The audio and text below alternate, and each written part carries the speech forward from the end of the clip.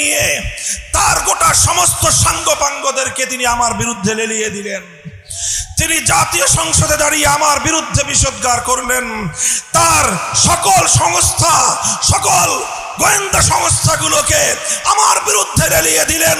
আমি একজন ছোট্ট মানুষ, আমার পুঁজি ছিল একটাই, হকের কথা বলেছি। গর্দান যেতে পারে, কল্লা কাটতে পারো, কল্লার উপর থেকে পাগড়ি খুলতে পারবা না।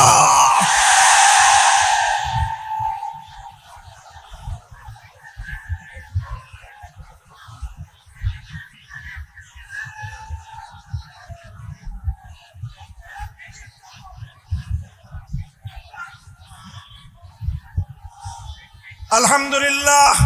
হে তরুণ প্রজন্মের আলেম সমাজ, বাংলার তরুণ সমাজ, ছাত্র জনতা, ইতিহাস বলছি তোমাদেরকে অনুপ্রাণিত করবার জন্য।